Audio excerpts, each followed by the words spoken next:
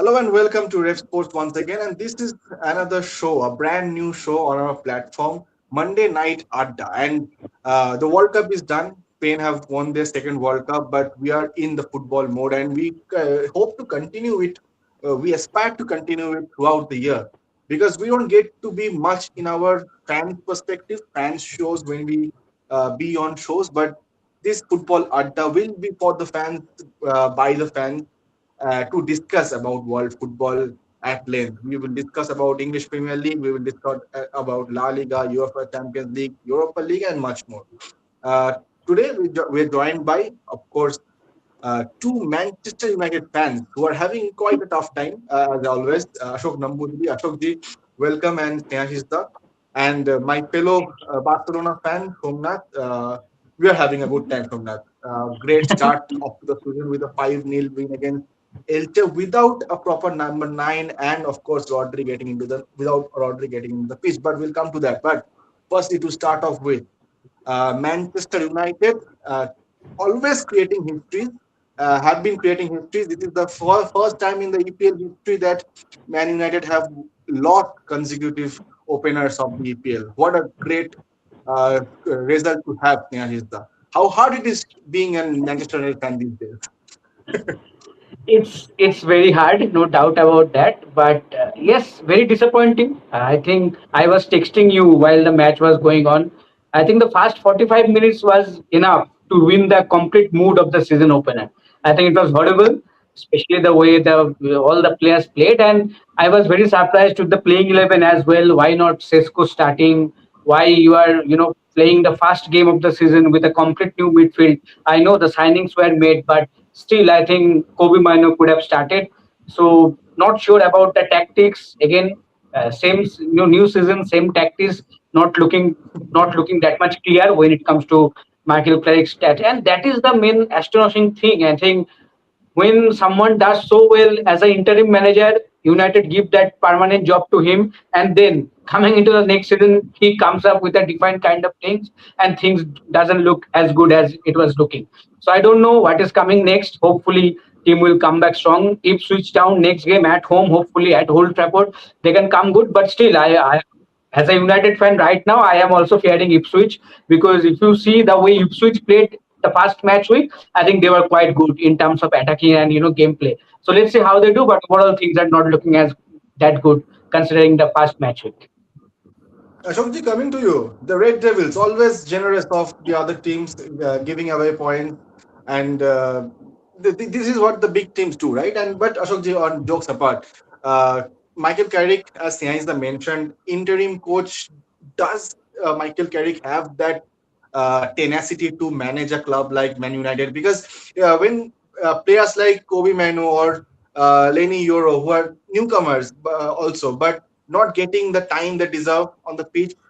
Multiple questions raised about Bruno Fernandes and his role. The social media is buzzing about, and many are saying that Bruno, if he doesn't want to play for United, he should leave. What's going on with United? What's wrong? So, full disclosure, there is an analyst in me and there is a supporter in me, and both are in conflict at this point of time when Of it course. comes to Man United. But coming to your question, I think even in the post-match interview that Carrick gave, he talked about how he was disappointed. And you're absolutely right. When you've got these players and you don't play them, like Snehashi said, it raises fundamental questions as to what is happening. In many ways, as a fan, it's like an extension of the previous season, the same mistakes repeating. And it raises fundamental questions whether we have a part-time manager or is he really full-time into it, And though one side of me says that 90 minutes is not enough to decide on a full season and you should wait. But as Manchester United fans, in some ways, we are used to this. Things should get better. Of course, and these are times, as Tianisa mentioned, that we are even uh, afraid that even Ipswich might pose some challenge, and uh, that also might be a tough task because, and of course, Man United have signed a new player, Carlos Baleba, who is a very good midfielder and is quite young. I think 22 years old.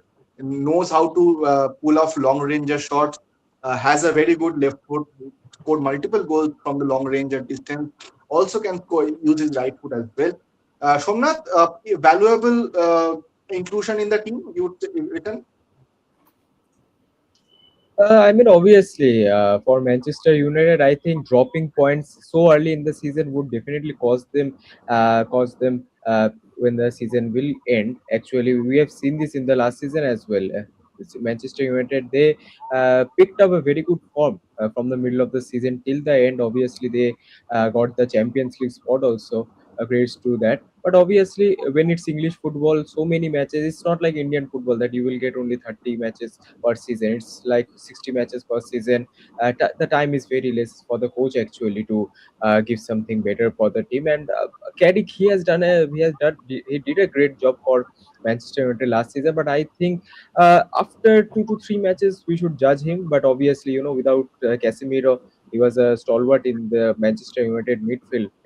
In his absence, the role of a defensive midfielder seems to be. Tielemans is good. He's good for Belgium as well, but for Manchester United, it's too early to say. But again, the role which Casemiro used to play in Manchester United, he will defend, he will pass, he played that like an orchestra. He could also score goals. So I think that the big role is somewhat missing in this team. But eventually, after 2 to 3 matches, we will get to know how this team will play. But for the start has not been such good. But I think Manchester United, if the team is somewhat same to last season, I think if the players start clicking, the team eventually will do good. It just hurdle just in the start of the season.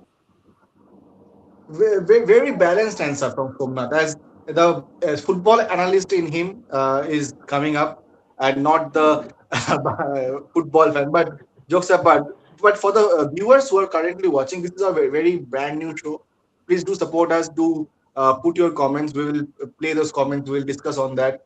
And we have started with Chennai. Now we'll go this way around. Ashokji, coming to you. Arsenal, starting off from where they ended, and what a way to start the campaign this season. The defending champions 3-0 against Coventry, they dominated the side.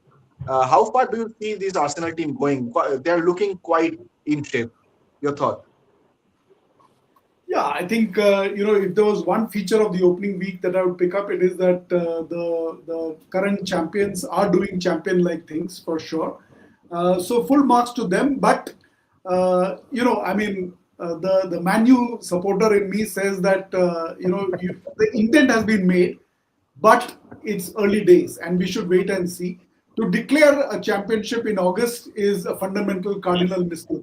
We've been there, we have seen that, and so with authority, I can say that it's too early to talk about it. Of course, they've got a good couple of good players, and it looks strong on paper.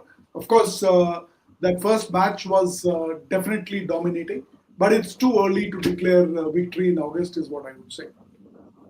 Of course, and we have made millions of jokes on Arsenal last season, even when they were quite leading the table in the midway through, and we all mentioned in our work groups as well that Arsenal perhaps won't make it to leave the trophy, but eventually they did. Before the show, we were discussing that 22 years is the lucky number for every team. Arsenal did it after 22 years. East Bengal did it in India after 22 years. They won the ISL, of course, uh, and even the Durand Cup. But that's not 22 years, not in technical sense, because multiple years the Durand Cup did not happen. But moving apart from Indian football, is the coming to you. This Arsenal game, this Arsenal side, looking quite strong. Three goals, Odegaard, Saka, and Kai Havertz scorers. But Victor Gyökeres, the striker who was brought in with many high expectations, did not even Mm. start from the bench. What message is sending out, being sent out? Because they also have a new striker in Christos Solis, right? The club Brugge striker who did well in the first match. Your thoughts? What Arsenal is sending out the message to fans? Yes, I think as a winger, I think Christian Zolis proved himself in the first match week. The pace was fantastic, and the way he was cutting in and also looking for those shots, I think he was brilliant. And already Arsenal fans have started to call him Cristiano Ronaldo. So I can understand the hype that he's getting after match week one. But see, I I think think he's the also good wearing the part number is zero that jersey, I think he's I also think wearing the I number. think I think Uh, so. Yes, but I think one good part with Arsenal, I think the business that they have done. I think proper hmm, players that they have managed to get, and that has helped them to become stronger. Yes, one match they will not define that they will definitely go and win everything out there. Obviously, more challenges will be out there coming days, but they are looking stronger than last season, no doubt about that. If you see the Community Shield game against Manchester City, I think they were don't remind me dominant of over that. City all over the place in Don't that remind game me of also, that. and even yes, even in the first game we saw that.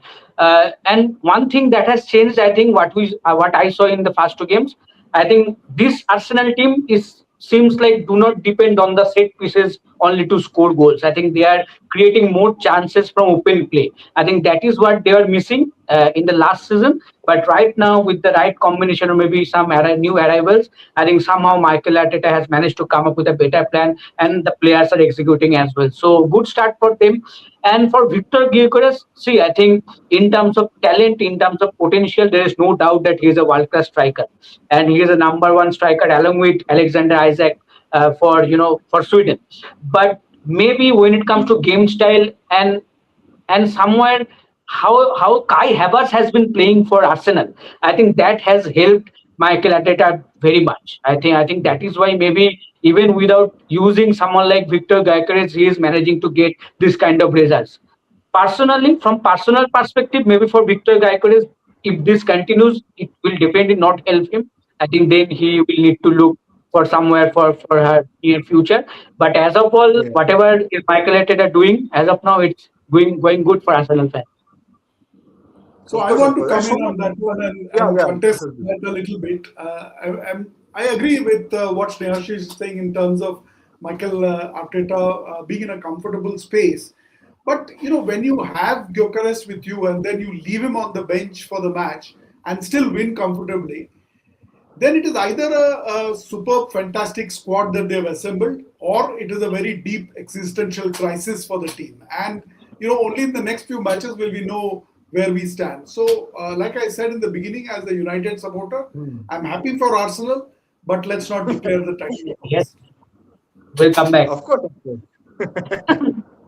But as a Manchester United supporter, I think the United fans need to worry more about their own team because the challenges that the Red After Devils are after seeing the first 45 minutes, the first thought that I came that we have to play Champions League this season with this team. Oh my God.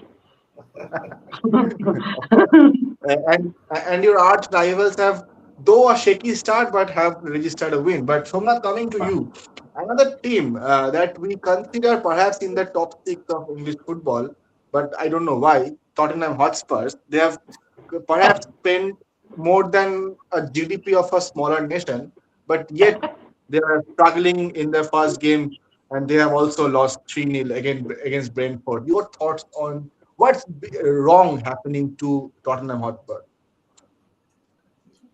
For Spurs, I think they have spent almost the GDP of Goa, of the state of Goa. But somewhat obviously, see, apart from the tactical perspective, there is a mental blockage in this thing because in the last season you have just bypassed the relegation. The mentality of the team or the players is not in such a good shape because.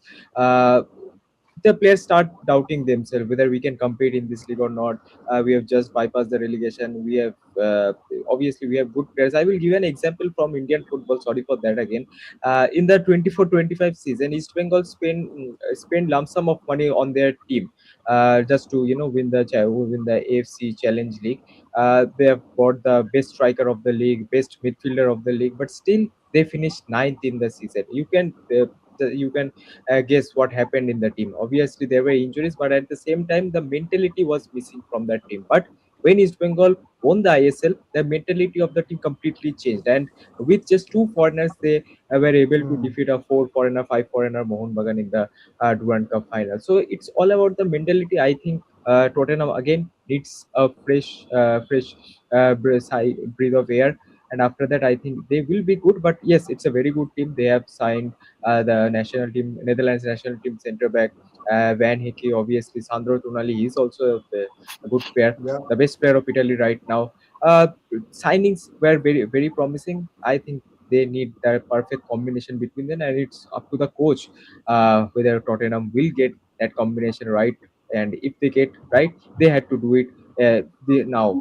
Within 3 to 4 matches, they have to do this. Otherwise, it will be too late for them. But I don't think Tottenham will finish at the bottom of the table this season. Obviously, after playing a few matches, they will get their tempo. They will find points in matches. But I think, yeah, the start has been not so good. But I think Tottenham will eventually get that. Ashok, as a United fan, what would be your message to Tottenham? Because both teams have gone through tough times, but I think the phase that Tottenham Hotspur is going through, I think United have never been that low as well, No. fighting for relegation. They were on the verge of being relegated. So, what would be your message for Tottenham Hotspur, and what is the issue that Kumnath mentioned about a mental blockage? Do you think it's the same for Tottenham Hotspur? Well, on a lighter note, where Manchester United's performance in the first week made me miserable as a fan. But looking at Tottenham Spurs, it was like therapy for Manchester United fans. But on a serious note, see, you can use the money to buy players, you can buy facilities, coaches, analytics, all that. But what you can't buy is confidence. And I think when the players start playing within themselves, the manager will need to really build belief within the team, and before he builds the tactics. And I think you're right. I don't think Manu has gone through that kind of a process, but it will really be about building confidence. I think the managers they talked about the psychologist at the end of week one. Hmm. I don't know if that is the answer to it, but frankly, I believe that it's a question of building confidence in the team before you start discussing tactics. Absolutely, and I think for a team who is considered to be in the top six of English football, you don't want to see a team struggling this much. And even after spending so much money on a new facility, a brand new stadium, they were on the verge of being relegated, and we all had this discussions that what would Tottenham do playing championship football in this stadium, and that would be another shame. But on a lighter note, Tottenham should bounce back this season. Guys are coming to your arch rivals, Man City, where you went there wearing the Beckham jersey that you are wearing just now. You went there as a hero wearing a Yes. Manchester United Beckham jersey in Etihad Stadium. That was quite brave of you. But they have started off with a winning note, but not a very convincing win, a late winner. How do you see Man City this season? See, I think it will not be very smooth season for them because for Maresca it's a big challenge. Yeah. Managing Manchester City as a successor of Pep, it will be difficult. And I know that he has worked with Pep as an assistant manager, and he has done decent job at Chelsea as well. Winning that club Hmm. world championship as well. But still, I think as a permanent manager of Manchester City, it's a difficult task because now the demands of Manchester City fans are quite high. You have to win the league, you have to do well, you have to go for the Champions League as well. So it will not be easy. And managing superstars, all those members at that club are like superstars of perspective countries or different countries. So it's not easy. So let's see how they do. See, I think they survived the scare. I think they were they were inch closer to a defeat Yes. opening day. I think Ryan Sherky, that substitution changed the game. I think that was Hmm. a, I think again that was surprising that Sherky didn't start, but it was good Exactly. that somehow, it was good that somehow Manesca understood that and brought him. And when he came out and he changed the game completely.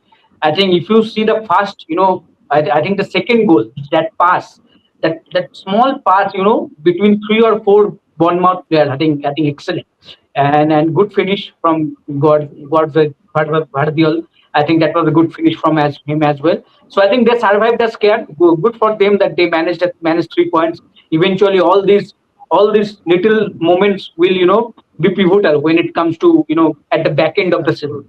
Absolutely. So these 3 points will Absolutely. be pivotal for them. But I am not saying this season will be that smooth for them, because frankly speaking, personally, what I think Maresca might find it difficult. I don't know how good he will turn, how good he will be with the player, how good he will be with the tactics. Because what I saw in the community shield game against Arsenal, it didn't impress me at all. I think they are all over the place. But still, it is good that they manage a winning start. But let's see how they do going forward, especially in the tough games and Champions League. Absolutely, and we have seen multiple times that managers coming in who have done well, perhaps in maybe a middle tier team, have not done that good with the top tier team, because managing egos and managing that expectation perhaps becomes a challenge. But Somnath, the last question from English Premier League, then we'll move on to a bit to Spain. Uh, Ayub Bawadi, the new signing for Man City, who have now become the youngest, and I'll mention the amount, the youngest, most expensive teenage signing in EPL, with an 81.3 million pounds plus 4.3 million pounds in variables, and that a huge amount of money for a teenager. He's, I think, 18 years old and a good midfielder coming in from Lille, in from France. How do you see this transition into the team? Because City have already lost services of two good midfielders. Rodri have moved out, Bernardo Silva.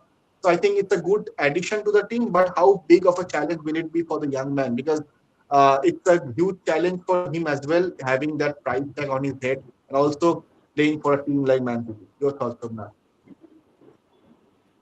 See, we have seen this in the past that Enzo Maresca he really relies on young players. We have seen that in Chelsea also. And about Boudadi, I think he's a fabulous talent. Many of us doesn't watch the League One in France. Obviously, for Lille, he has played brilliant football. That I'm sure about that. But in the FIFA World Cup, especially these Moroccan players will. We have predicted that early that these Moroccan players will go big in the transfer market. First with Saibadi to Bayern Munich, and now we are saying both of the two here Man City. I think this is a brilliant move, and Man City they have that financial backing in them, and obviously this period is very important for them. This transition period actually this defines whether the club will go upwards or it will go downhill. Somewhat Pep Guardiola, his legacy at Manchester United, can Enzo Maresca repeat that, or at least carry that legacy of him? It will be very difficult, and especially you mentioned Rodri and the other midfielders who have left Man City, to fill that gap, to fill that quality, it will be very difficult, and especially for a 18-year-old, he will need some strong backing from the coach as well. The coach needs to give that clarity to him also, and obviously in this transition phase, City will fumble at times in the Premier League as well. They will lose matches, but again, if Enzo Maresca is given that time, I think Manchester City will be good. But yet, you can't say about this transition period, because it's really very tough. And when you had a coach like Pep Guardiola, it's again more difficult to match his legacy and continue that winning streak with him. But obviously, it will be very tough for Man City as well. But obviously, Bodadi, he's a gem to say the least. Of course. And as Somnath mentioned about Pep Guardiola and his legacy, whenever we speak of Pep Guardiola, if we go back a decade, we always mention Jose Mourinho, right?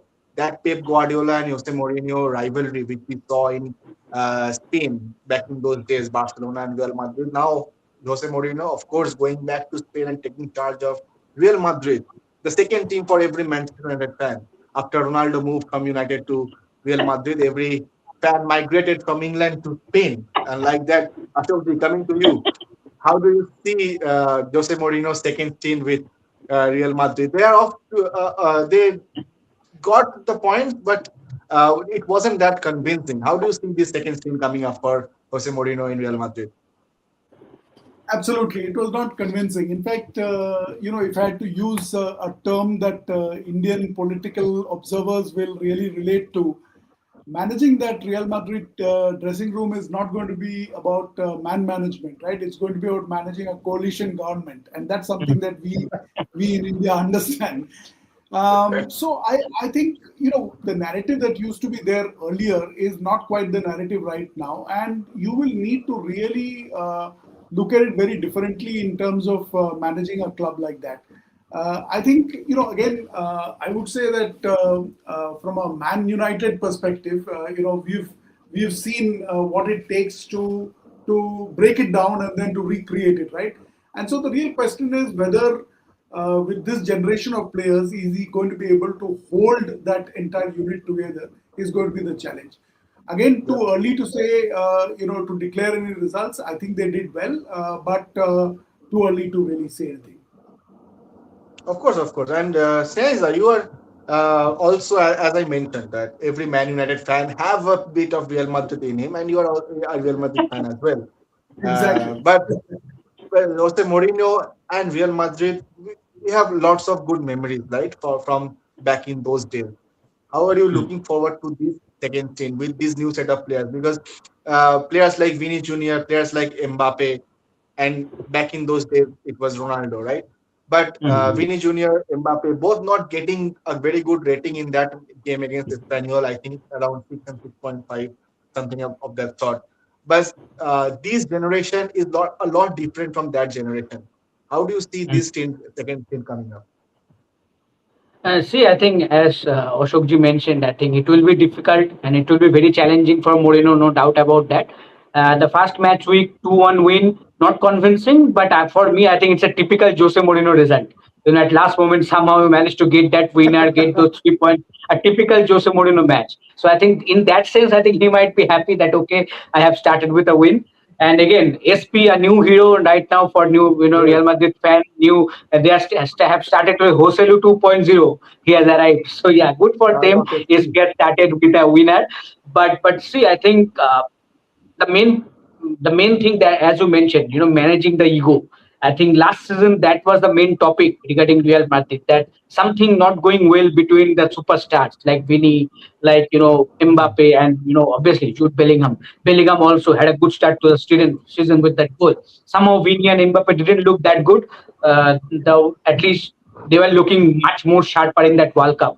Vini for Yeah. Brazil, Mbappe for France. I think they were brilliant throughout the World Cup. But somehow it was not a happy start for them, for the club. But as I mentioned, 3 points, good start. But for Mourinho, the challenge will be managing that ego. He has that experience, as you mentioned. He has managed likes of Ronaldo, likes of Benzema that time, likes of and others as well. Kaka was also there at that time. Modric, young Modric was also there. Gareth Bale was also there. Ozil. So lots of names were there, that big names of that time that he managed. So he has that experience. And for me, when he got appointed, I think considering what was Real Madrid going through for the last two seasons, I think it is the right time to get someone like Jose Mourinho as a professor, as a senior member. I think he has that charisma to kind of settle the group, or maybe help the group to play as a unit. And that is what I think Real Madrid need right now. The main challenge will be the big games, especially the Barcelona ones. If you see the recent times, the derby results, I think Real Madrid have fallen behind. So that's the biggest challenge. So let's see how they do. But as of now, considering the past match week, I think there are so many things that I mean, Mourinho needs to write. Otherwise, things will be difficult for them. Absolutely. And as we speak of Real Madrid, of course, we have to speak of their arch rivals, Barcelona, and who are off to a great start. And that's the smile on Shomnath's face says about it, and me as well. Both Barcelona fans, and without a proper number nine, without Rodri, Anthony Gordon getting 2 assists on his debut, Karim Adeyemi, the 29 million pound signing, and that's a quite bargain for such a good player. He also got a goal on his debut, and Anthony the Gordon result of was good. Anthony Gordon getting 2 assists on his debut. Karim Yes. Adeyemi getting a goal on his debut. Two debutants contributing this much, and of course Rafinha is there. And Barcelona do need a proper number nine striker, but it was a great start. Somnath 5-0 against Elche. No doubt about it. I mean, the time for Barcelona fans and East Bengal fans has been top notch till now. But I mean, what more can you ask for? Your two new signings, Karim Adeyemi and Anthony Gordon, they They, I mean, they were absolutely fantastic in that match. And I think Carlo Ancelotti would be kicking himself for where was this Rafinha when we needed him in the World Cup? I mean, playing as a false nine, getting 2 goals, the captain. Barcelona fans will be happy as hell because after Lewandowski left Barcelona, the captain's armband will automatically go to Rafinha, and he's not a proper number nine. We have seen him playing in the center forward position, not as a complete proper center forward, a false nine position. He plays in the left wing also, right wing also, a complete versatile player. Rafinha he is, but obviously, Barca fans will be too much happy, and still Rodri is yet to arrive in the match, obviously, but it will be great. Barcelona for this time, I think in the La Liga they will be looking for that repeat, and especially in the Champions League, to which is to come in the future. It will be a very important season for Barcelona as well, because their objective is not La Liga as per this season. Their objective is to win the Champions League, the sixth Yeah. Champions League, and it will be very much important for Hansi Flick as well. But without a proper striker, can Barcelona win the Champions League? I think the answer is no. But without a proper number nine, can Barcelona win the La Liga? I think yes, because Barcelona has sorted out, the formula to win the La Liga. The bench strength is tremendous. Without a proper playing, without a proper starting 11, also the first choice starting 11, Barcelona can, win matches. We have seen that in the past. And in Hansi Flick system, Karim Adeyemi and Anthony Gordon has been phenomenal. It has to be seen whether Rodri could do the same in this Hansi Flick system. But I think Barcelona is too good to go for the season. Only one thing is missing. That's a proper number nine. If Barcelona gets that, I think they will be the team for the season. They will be the team to beat in this season. And Barcelona, according to multiple reports, they are also uh, Julian Alvarez is actually in a pendulum like situation. Barcelona wants them, Arsenal wants them, and on the other hand, Atletico says that he's not for sale. So we have to see whether they can rope in Spider-Man or not. But as we call them, Spider-Man, Julian Alvarez. But if when Rodri comes into the equation, the Barcelona midfield perhaps will be that midfield that will have 90% position, ball position, and and the opponent will be in their mercy when they leave the ball. There's a comment of Tupol goes East Bengal win the Durand Cup. Tell us something about this. We already spoke about Durand Cup and East Bengal in our Ref Sport Bengali shows as well. This is a more of a show for world football where we discuss world football. We'll come live every Monday 9 p.m. and we'll go on with this discussion till 9:35 40. We're about to end this one with the final comment. Shokji, in a few hours' time, Chelsea will play against Fulham. It's a proper rivalry between Chelsea and Fulham. How do you look forward to this match? Chelsea, a great prospect with multiple talents. What are your thoughts on this match? Absolutely. I mean, I think the one thing that the first week, the opening week of the EPL has shown is that your tried and tested formulas don't work, right? I mean, you might, Hmm. like in the case of Tottenham Spurs, we spoke about you can invest behind players, behind facility, etc. But what you need is something else. In the case of Real Madrid, we spoke about how it's a coalition management and managing egos is the challenge. Yep. I think we are going to see more of such issues, but I think, relatively speaking, I think Chelsea will have an advantage, is what I feel in the match. But we'll have to wait and see.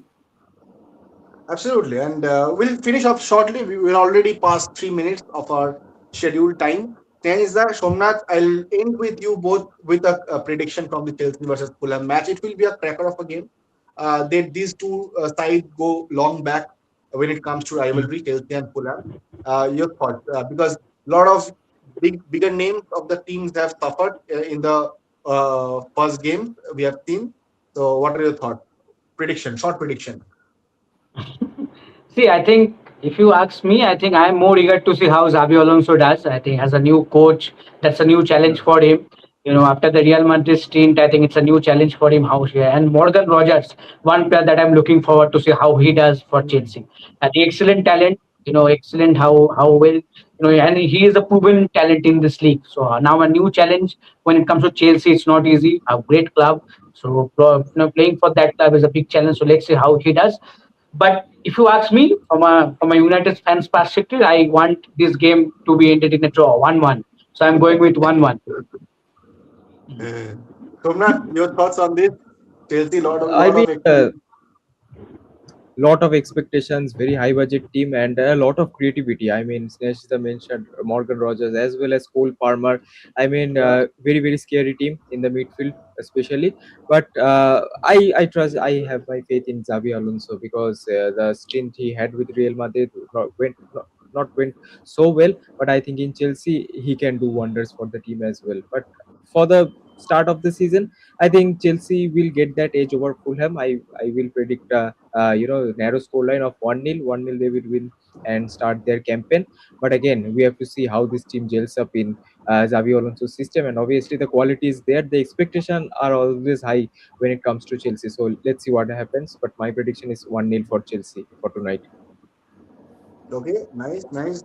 The United fan in Kansas said it should end in a draw, but we'll see what happens. We'll have to end this show. We are already 30, about 35, 36 minutes into the show, and we'll end this show.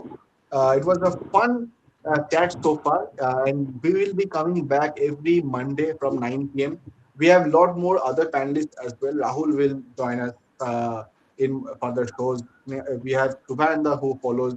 We have Sumikda, another ardent Manchester United fan. We have a lot more Man United fans in our team. But before we end in elsewhere, in France, PSG and Ferran Torres have started off. Ferran Torres, the GOAT, is continuing his goal scoring run. Two goals. You guys let him go.